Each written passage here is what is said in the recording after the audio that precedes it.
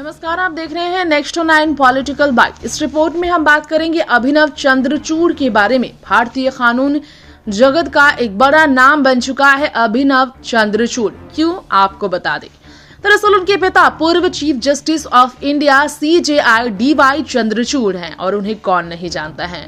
जी हाँ, अपने जजमेंट से लेकर राजनीति को लेकर भी उन्हें अक्सर विवादों से घिरे रहते देखा गया है अपने बयानों को लेकर। लेकिन उनकी पहचान सिर्फ एक जज के बेटे के रूप में नहीं, जिनकी हम बात करें, यानी कि अभिनव चंद्रचूड़ की पहचान से DY चंद्रचूड़ के बेटे के रूप में नहीं, बल्कि और भी अलग है। यूट्यूबर रणवीर इलाहाबादिया ने कई राज्यों में दर्ज FIR से राहत पाने के लिए अब सुप्रीम कोर्ट का दरवाजा खटखटाया है।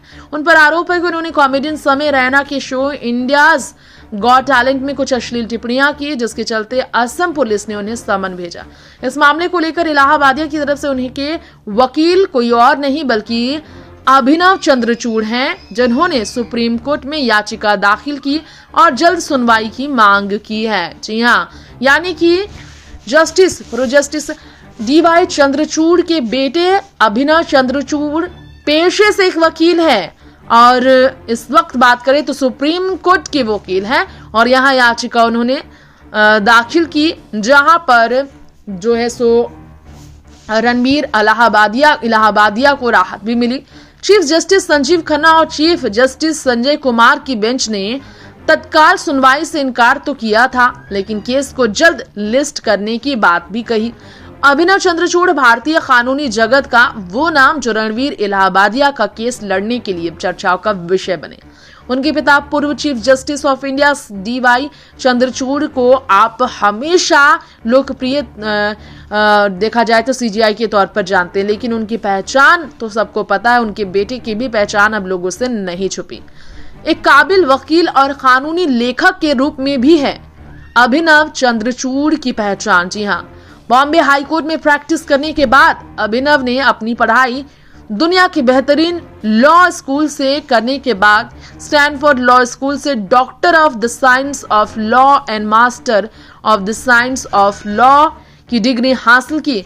वहां के फ्रैंकलिन फैमिली स्कॉलर भी वो रहे। इससे पहले उन्होंने हार्वर्ड लॉ स्कूल से LLM किया था, जहां वे ढाना स्कॉलर भी थे। अपने करियर की शुरुआत अमेरिका की मशहूर law firm Gibson Dunn and Crutcher में बतौर एसोसिएट अटॉर्नी करने वाले अभिनव चंद्रचूड़ ने भारत लौटने के बाद वकालत के साथ कानूनी लेखन में सक्रिय होने का फैसला लिया और फिर उनकी लिखी किताबें Republic of rhetoric, free speech and the constitution of India और सुप्रीम विस्पर्स कन्वर्सेशंस विद जजेस of the supreme court of India 1980 से 1979 जैसे काफी चर्चित रही।